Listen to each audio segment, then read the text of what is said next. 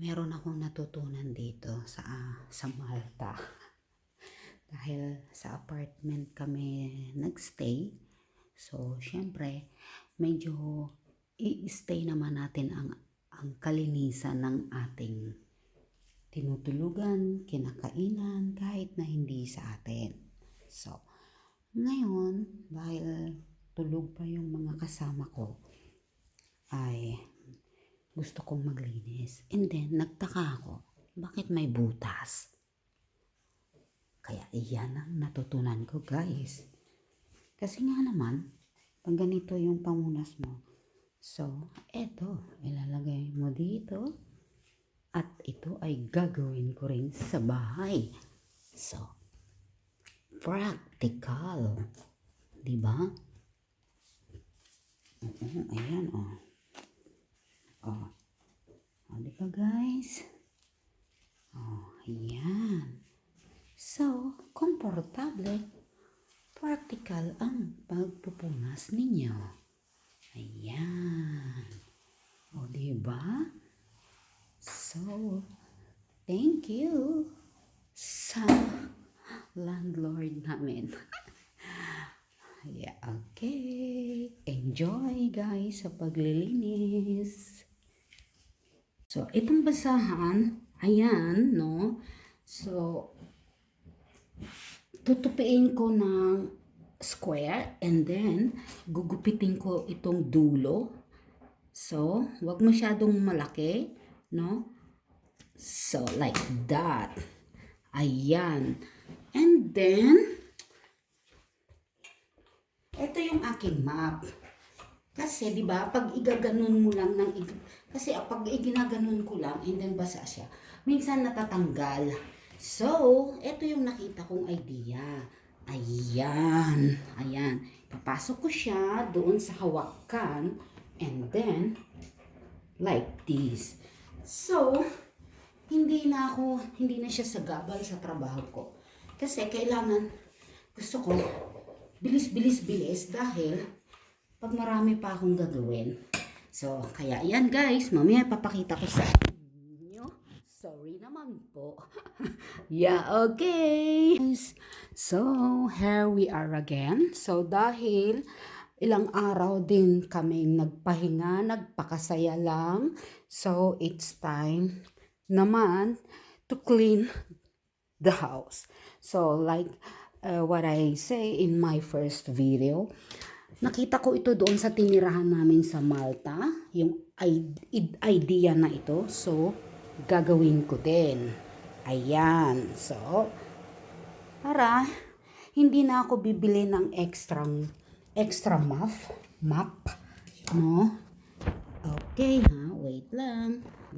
Wait. So, kailangan natin ulit magtipid mga guys. So, kahit na ano ang ano mo dyan, luma or lumang walis na may tangkay or lumang map na may tangkay, huwag natin munang itapon kasi magagamit pa natin. So, I'm very thankful talaga doon sa bahay na tinirahan namin. And it is easy. Oo, hindi na ako mag-ano ng lakas pa na baka maiwan na naman yung basahan. Oo, yan, ganyan. So, di ba? So, at kahit na dito pa sa dingding or what, hindi siya mahuhulog. Ayan, ganyan lang guys. So, gawin nyo. Galing. Thank you naman. Thank you naman dun sa landlady. Okay, mabuti na lang naglinis ako doon kahit pa paano. Nakita ko nang halungkat ako doon sa kanyang garage. Okay. So, tapos na yung aking sahig. So, ang dingding naman. Kasi kailangan din natin ang dingding at ang bubong linisan. So, ayan.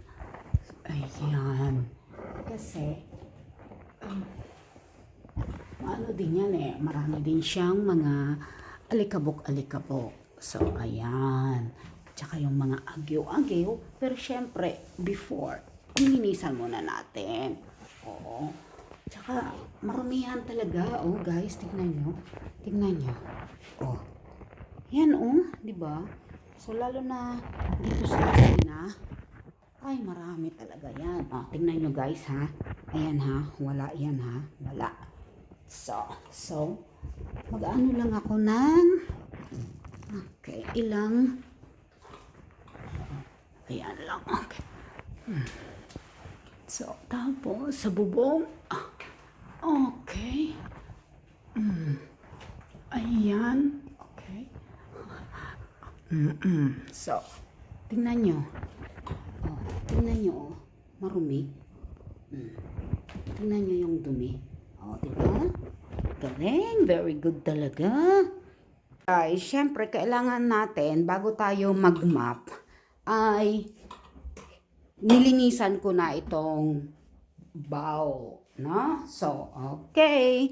Done, mag-start na ako. Kaya, yeah, yeah, okay? So, start na ako. Okay. Ayan. Konti lang yung tubig na ginamit ko. Alam nyo naman.